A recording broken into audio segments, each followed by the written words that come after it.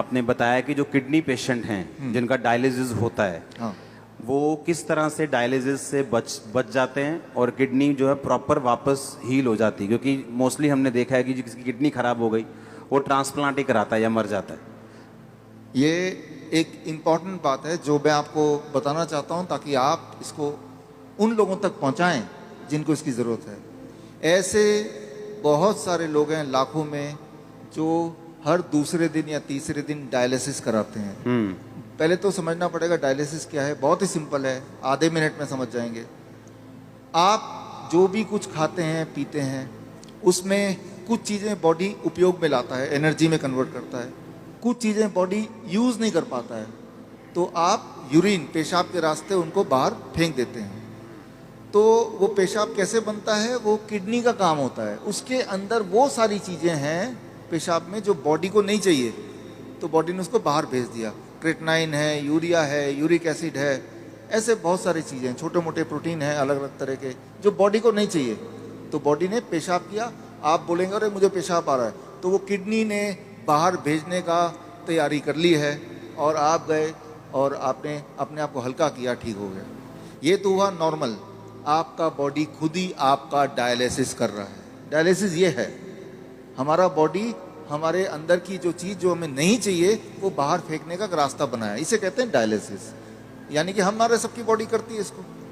अगर वो करना बंद कर दे, किडनी अपना काम करना बंद कर दे, अब जब मैं पानी पी रहा हूँ और बॉडी को उनमें से कई सारी चीज़ नहीं चाहिए लेकिन बाहर का रास्ता बंद है, तो बॉडी क्या करेगा, गुब्बारे की तरह, बैलून की तरह उस पानी को, उस फ्लूइड को बॉडी में ही इकट्ठा होता रहेगा।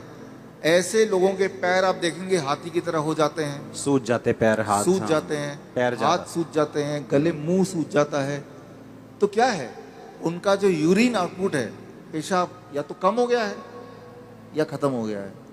अगर आपसे बोलें कि एक दिन बिना पेशाब किए रहना है, इम्पॉसिबल, कितना दर्दनाक हो सकता है।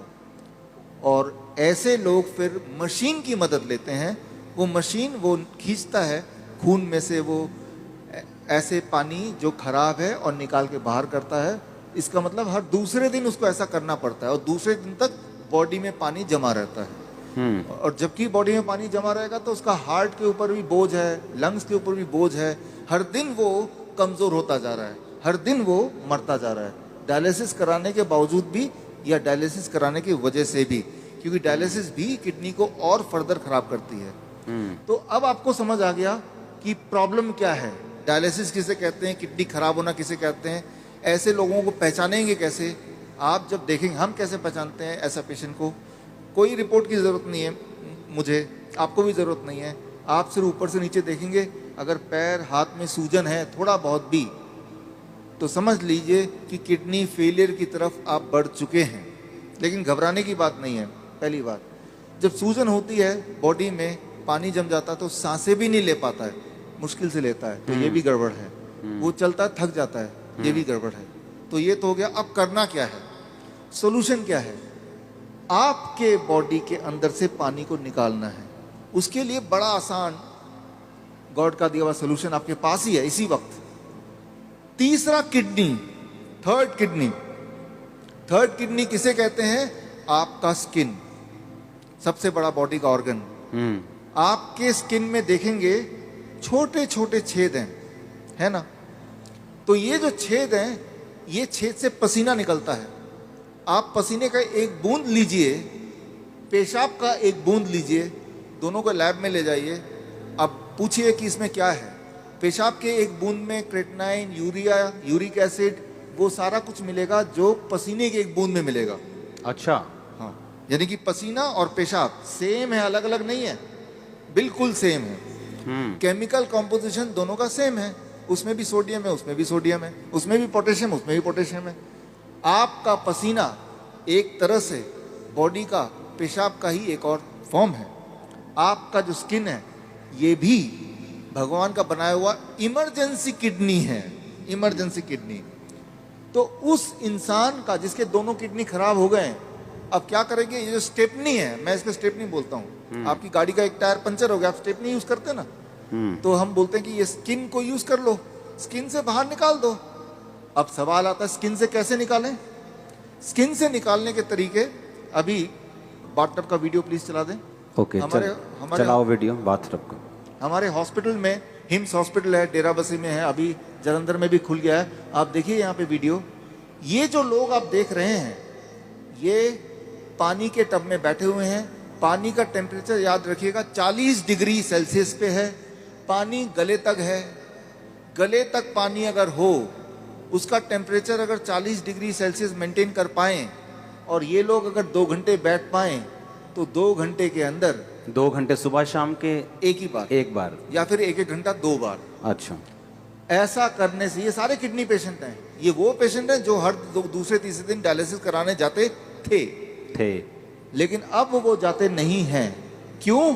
क्योंकि वो अब ऐसा करते हैं, इससे उनकी तीसरी किडनी से वो सारा जो मल है, जो पेशाब के रास्ते नहीं निकल पा रहा था, वो निकल जाता है। पहली बात।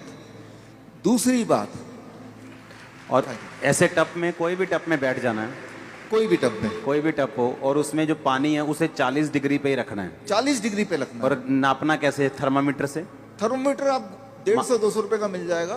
पानी नापने वाला, जो पानी नापने वाला स्पेशल थर्मामीटर, स्पेशल थर्मोमीटर 150-200 में मिल जाएगा। हाँ, उसको चेक करते रहना कि वो 40 डिग्री पे मेंटेन रहे। अगर कम हो गया, गर्म पानी डाल लेना है, गर्म पानी डाल देना, 2 घंटे बैठना है। 2 घंटे बैठना है। ये टेम्परेरी सोल्यूशन है कि किडनी हील भी होगी? इसमें मैं आता हूँ। हाँ, ये किडनी हील होगी, लेकिन कैसे? 2 चीज होगा उसके साथ। आप अगर ये करेंगे तो एक्सपेरिमेंट करने के लिए उस इंसान का पहले आप बोलिए कि वजन करे, क्योंकि वजन में वो अंदर पानी है। 2 घंटे बाद दोबारा वजन करेंगे तो आधा किलो, 1 किलो, 1.5 किलो वजन कम मिलेगा। मतलब बाहर आ गया, वो बाहर आ गया। पहली बात। आप एक और काम करें, उनके पैरों के सूजन के फोटो खींच लें। 2 घंटे बाद दोबारा देखें, अरे सूजन कहाँ गया? अरे बाहर चला गया, उसको बॉडी ने बाहर भेज दिया। एक और काम करें, किडनी पेशेंट की एक दिक्कत होती है, उनका बीपी बहुत हाई रहता है। क्यों?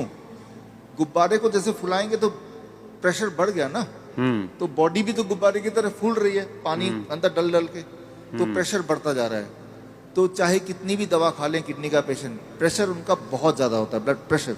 अच्छा, लेकिन तो अब पहले प्रेशर नाप लें, ज्यादा ही मिलेगा, 200/100। अब पानी में बिठाएं, और अब पानी में बिठाने के बाद 2 घंटे बाद दोबारा प्रेशर नापें, तो प्रेशर कम हो जाएगा। कम से कम 40 यूनिट कम हो जाता है, किसी का 20 यूनिट कम हो जाता है, लेकिन कम जरूर होता है, हर एक का कम होता है। तो जो मेन सिम्टम होते हैं किडनी पेशेंट के, वो सारे सिम्टम एक क्लासिक सिम्टम होता है। मोस्टली बोलते हैं कि किडनी आपकी श्रिंक हो गई है जी, किडनी सुंगड़ गई है, सिकुड़ गई है, वो काम नहीं कर रही। हाँ, वो फिर से बढ़ेगी कि नहीं बढ़ेगी, ऐसे ही रखना पड़ेगा पेशेंट को? ये बड़ा इंटरेस्टिंग है। ये सवाल बहुत सारे पेशेंट ठीक होने के बाद भी पूछते हैं। ठीक होना कैसे पता चल गया? कि अब उनको ये करने की जरूरत नहीं है। 3 महीना लगातार करने के बाद अब करने की जरूरत ही नहीं है। अब पेशाब भी नॉर्मल हो रहा है, सूजन भी नहीं आ रही है, ब्लड प्रेशर भी नॉर्मल है, यानी ठीक हो गया। लेकिन वो क्रिएटिनिन और यूरिया, क्रिएटिनिन भी नॉर्मल आ गया, यूरिया भी नॉर्मल आ गया, यूरिक एसिड भी नॉर्मल है, सारा कुछ नॉर्मल हो गया। हाँ, ब्रीदिंग भी नॉर्मल है। साइज किडनी का। अब आता है साइज। तो साइज के लिए वो बोलता है, तो डीटीपीए स्कैन करने बोलते हैं। हालांकि हम रिकमेंड नहीं करते, लेकिन स्कैन कराते हैं। तो पहले वाला साइज उसके पास था, पहले भी स्कैन कराया था, 3 महीने बाद दोबारा स्कैन कराते हैं। तो स्कैन में वो साइज बढ़ी हुई दिखाई देती है, मतलब वो किडनी जो है वो बढ़ चुकी है, फिर से साइज उसका अच्छा हो रहा है, अच्छा हो गया। और ये स्कैनिंग बताती है। हाँ, और वो जो स्कैनिंग बताती है, वो स्कैन पहले और बाद के वो किताब में है, और ये किताब मैं चाहता हूँ कि आपके हाथों से इसका लॉन्च हो जाए। हाँ, ठीक है। हाँ, और ये जो किताब को बनाने में, ऑब्जर्वेशन स्टडी में जिन्होंने मुख्य भूमिका निभाई है, हमारे डॉक्टर संजीव सूद जी हैं। आप भी एक बार आ जाएं। डॉक्टर गगन है, ये भी आ जाएं। दयानंद आयुर्वेदिक कॉलेज में इन्होंने हमारे साथ मिलके हमें मदद करते हुए इस चीज़ को दुनिया तक पहुंचाने के लिए काम किया। प्लीज़ आ जाएं। डॉक्टर अनु, प्लीज़ कम। किताबें और भी हैं, 2 ले आते हैं। इसका नाम है प्रत्यारोपण, यानी किडनी ट्रांसप्लांट का अंत। किडनी, आपकी खुद की किडनी ही काम करेगी, किसी और की किडनी की कोई आवश्यकता नहीं है। भगवान का दिया हुआ किडनी, उसी को स्टार्ट करना है, उसी को काम करना है। तारीफ करो सब। थैंक यू आओ।